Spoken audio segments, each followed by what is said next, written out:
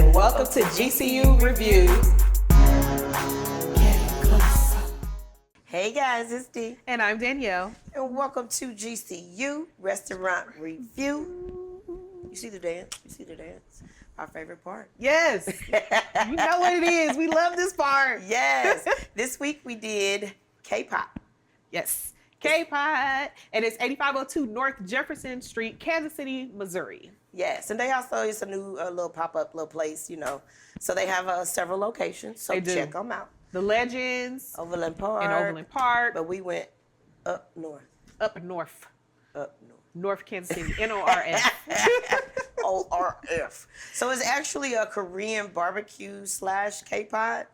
And so that was a great thing. So if you describe, how would you describe it? Okay. As a self-cooking type of deal? Yes. So this is a place where you are going to go and cook your own food. They have a table that is built with heating elements in it. And if you're going to do the hot pot, then you will get a pot. Each person gets their own pot. Right. And they can choose the broth. You can choose your veggies. You can choose all these different things to go in it to cook it in your pot. Right. Then the element in the middle is for the Korean barbecue. So you have a meat side that you can order with veggies as well. It's a different type of cuts of meat. Right, to accommodate the grill. Yes, and then, you know, you can always get the seasonings and stuff from the seasonings and sauce. The sauce, because, you know, we sauce girls. We sauce girls. We're sauce girls down. Yes. And so, seasoning girls. Right, that's right. So that's how you got your elements, and that's how your table is set up. So that's how everything is set up. And then you order from a tablet. And so the whole table, though, has to decide on what it is. So do you want your kPot? Do you want Korean barbecue? Or do you want both? And I think it was like $40 for both. It was $40 for both of them. And you know what we chose? Both of them. Absolutely. Because who are we? Dee and Danielle. Period. Now, the thing about it, there's always a catch. And there's a tiny, tiny bit of a catch if you're up to the challenge. You have to eat everything in 2 hours. It's all you can eat. It's all you can eat. For 2 hours. But you definitely have to eat your meat. You got to finish your meat. Because if you're stuck with meat on the table, raw or otherwise, they're going to charge you by the pound. Charge it. They will charge you. So you have to, in whatever meat that you get, you got to make sure that you eat it. And so with the ordering process, though, and having it on that tablet, you can't let your eyes be bigger than your stomach because there are so many different options. And the options are broken up, as she said, hot pot versus the Korean grill. Barbecue, yeah. So you have to make sure that you're not doing too much. Now, I had, because we got the hot pot and the grill. Yes. With my hot pot, the broth that I started out with was miso. Miso. And I judge places on their miso broth. Because... miso. That's what I think of. Would you about to say the miso? We do not need YouTube up our butt over there. So, that's funny. It's going to be my head now. Ooh, and so the miso broth, chose that. And then I chose the vegetables to go in the broth. I got bok choy, enoki mushrooms. It's usually things that are hardier, can stand up to being boiled. I was like, girl, what's this vegetation? Well, I've had hot pot at friends' houses before. I'd never been to one that was a restaurant. And the enoki mushrooms, that's how I discovered that I liked them. That's what they look like. It do kind of look like the stamen of a flower. And they're clumped up. But the good thing about them is when they boil, they still have like a bit of a texture to them. Oh, okay. So you can have them in the broth for a while and they have texture. And I had corn. There was also, onions and different other things that you could put in there. I also ordered some shrimp dumplings. Right. You could cook your meat in there and have some noodles. I also got some ramen noodles to go in mine. So after my vegetables and dumplings had seasoned my broth a little bit more, I threw my ramen noodles in there, let that cook, and soak it up.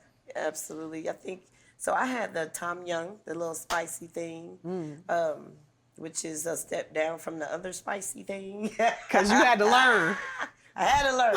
Ooh, it was so hot. My eyeballs was itching. She been there before. She had went before and ordered the real spicy broth. So. I mean, it was so good, though. I wanted to keep eating it, but I knew it was going to be a bad situation later on. It's like, why are you treating it so bad? Okay, but I did get some meat. I got some lamb and some chicken. And I cooked that on the grill. I don't trust the boiled meat. I want to go ahead and put mine on to work on that grill. Get that char on it. Yeah, I got the bok choy and some onions, of course, and bell I got peppers. some ramen. I did get bell peppers. Yeah, and I think that's it for my bowl. Yeah. But you can also get like white rice on the side. You can get white rice on the side. That's another thing. So you have starch options. And then on the grill side, the meats and options are a little bit different. It's a different kind of cut. Yes, because whereas a hot pot, they actually had like meatballs and fish balls and the dumplings and lobster balls. With the grill side, you had like a steak. And I ordered the steak. Girl, when I seen your steak, Whew. I said, they gave you a whole steak, girl. It was a whole steak. And I was kind of full, but you know what? But that's why you got to be careful. Because I also got the pork belly, the garlic marinated pork belly. Yeah. So some of the meats are already marinated, but they have a pre-oiled grill surface that they bring out to you. Yeah. And you cook everything there. Yes. So that steak, it was cut thin enough. It was big enough, but cut thin enough where you could just cook it on the sides a little bit. You know what I'm saying? It was thin, but I went and got my little seasonings.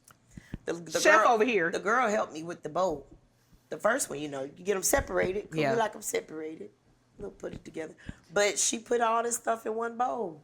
And I marinated them steaks and them, I got some short ribs. The short rib. And I got the onions and bell peppers and I had a little pepper steak. Yes. Over there with little She had it rolled up, the vegetables cooked inside the steak. I'm sitting there like, now mine was good, don't get me wrong, but I'm sitting there looking at hers eating mine like, oh, let me get a piece of that. Yeah. Let me get a piece of that. So my thing is, if you don't like cooking, this ain't for you. It's not going to be for you. It's not for you, but it's a good way to go out and cook with people. Yeah. Because, back in the day, and I don't know if they still do, I know my mama do, our conversations were in the kitchen. Yes. As women. That's a great point. Our conversations were in the kitchen. And so, cooking and having that girls' time, I think, it's kind of cool. It's a communal thing, and it's a communal thing and a very social thing in Asian cultures, in Korean culture, in Japanese and Chinese culture. It's a very